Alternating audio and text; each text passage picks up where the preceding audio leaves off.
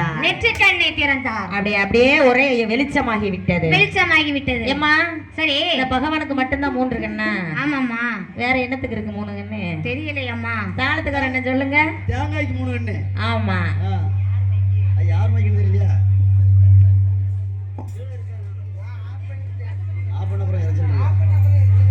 அப்படியே அந்த நேரத்திலே வெளிச்சமான உடனே அதை கண்ட பார்வதா தேவியானவள் சரி அந்த பகவான் கண்ணை பத்திய கையில எடுக்க அவருடைய கையில இருந்து வேர்வையானது ஒரு சொல்லி கீழே விழுகின்றது. அப்படி கீழே விழுந்து அது என்ன ஆகின்றது? என்னம்மா ஆகின்றது? அந்த நல்ல வேர்வையடே அரணாரோ கண்டாரே, அந்த நல்ல வேர்வையடே அரணாரே வைத்தனே, பூமியிலே விட்டாமனால் பூமாதேவி தாங்க மாட்டா, பூமியிலே விட்டாமனால் பூமாதேவி தாங்க மாட்டா, அடைமுடியை எடுத்தாரே சங்கரனார் பகவானோ, அடைமுடியை விட்டாமனால் ஒரு நல்ல சடைமோடு, ஒரு நல்ல சடைமோடு சங்கரனார் கையில் எடுத்தார்.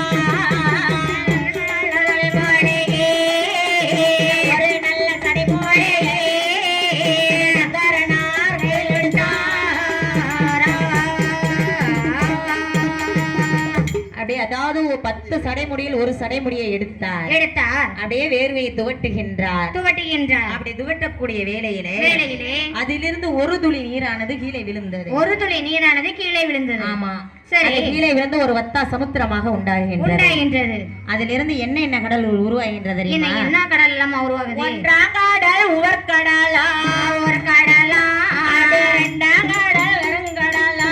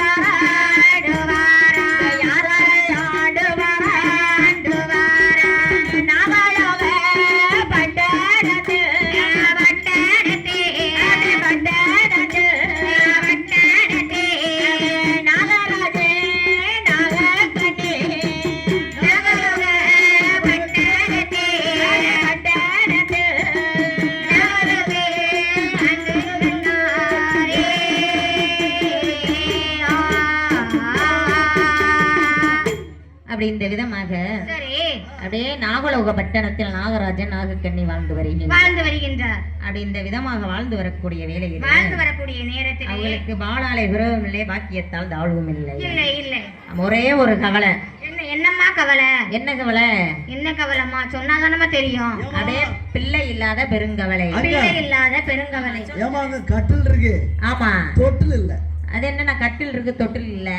அம்மா வீட்டுல கட்டில் கிடக்கு. சரி கட்டில உட்காந்துட்டு தொட்டில் ஆடுறதுக்கு பிள்ளை இருந்தா தானே தொட்டில் கட்ட முடியும். ஆமா அதனால பிள்ளை இல்லாதனால தொட்டிலுக்கு வாய்ப்பு இல்லை. ஆமா கட்டில் இருக்கு தொட்டில் இல்ல. ஆமா மண் இருக்கு மனை இருக்கு. மணி இருக்கு மனையால பிள்ளை இல்ல.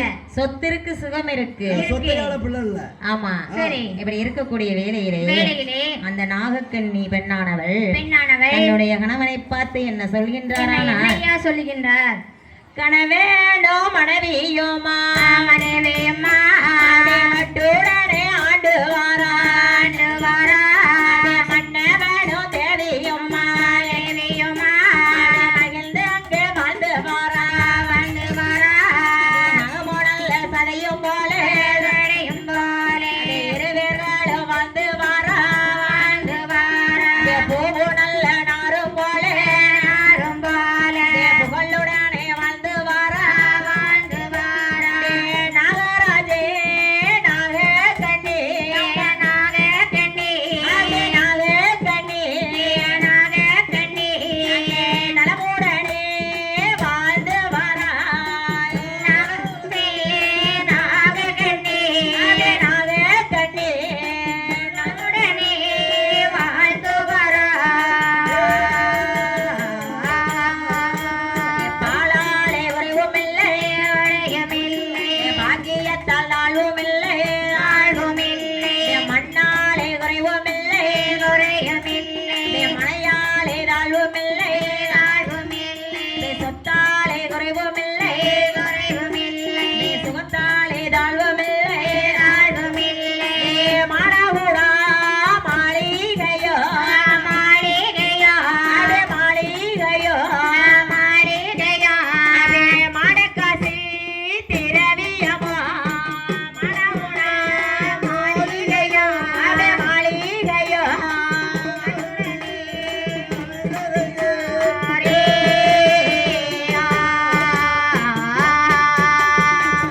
அப்படி இந்த விதமாக அப்படியே செல்வ சிறப்போடு சீரும் சிறப்புமாக வாழ்ந்து வருகின்றார். அப்படி வாழ்ந்து வரக்கூடிய வேளையிலே குழந்தை இல்லாத கவலை பெருங்கவலையாக இருக்கிறது. ஐயா சரி அந்த காலத்துல குழந்தைக்கு தட்டுப்பாடு இப்போ கட்டுப்பாடு இப்போ குடும்ப கட்டுப்பாடு கொடியெட்டி பறக்கு. உடுக்குக்கார அண்ணாவிக்கெல்லாம் டஜன் கணக்குல இருக்கு. 12 பிள்ளை இருக்கு. ஒரு டஜன் இருக்கு. அவர் மனசு நல்ல மனசு. அப்புறம் இந்த பேங்கஸ்தார் மாதிரியா அவருக்கு பிள்ளைகள் அவரும் போகாத ஊர் கிடையாது. அவர் தவம் இருக்காரு. பிள்ளைக்காக தவம் ஏறாத மலை கிடையாது. ஆமா ஆமா ஏறித்தான் பாக்காரு. அவருக்கு ஒரு குழந்தை வர கிடைக்க மாட்டாங்க. நல்ல மனசு இருந்தாதானே அவருக்கு குழந்தை கடவுள் கொடுப்பாரு. ஆமா கடைசி அந்த கோயிலுக்கு வந்திருக்காரு. இந்த கோயில்லையாவது இந்த உச்சினி மாகாளியம்மா கோயில் அடுத்த ஆண்டு வரும்போது 2 பிள்ளையோட வருவாரு. 3 பிள்ளையோட வருவாரு. 3 பிள்ளையாமா? ஆமா சரி சரி. இப்படி இருக்கக்கூடிய வேளையிலே தன் கணவனான நாகராஜனை பார்த்து நாகக்கண்ணி பெண்கொடியால் எப்படி அழுது புலம்புகின்றார். என் கணவ மன்னவரே எனக்கு வாய்த்த பிராணநாதா மன்னனேச மன்னா அன்புக்கு இசைத்த மன்னா கல்யாணம் ஆகியல்லோ நாட்கள் ஆச்சு மன்னா எந்தரத்து பெண்கள் எல்லாம் வேடு வெள்ளை தாயோ மானா அடுத்த வீட்டு பெண்கள் எல்லாம் 6 வெள்ளை தாயோ மானா பக்கத்து வீட்டு பெண்கள் எல்லாம் 10 பிள்ளை தாயோ மானா என்றோ அந்த நாகக்கண்ணி அதை எடுத்துரைக்கும் வேலையிலே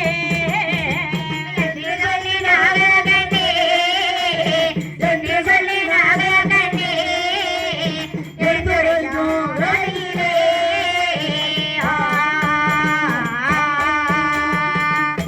ஐயா மன்னவனே ஐயா மன்னவரே எனக்கு வாய்த்த பிராணநாதா மகாராஜா என்ன எனக்கு வாய்த்த மகாராஜா.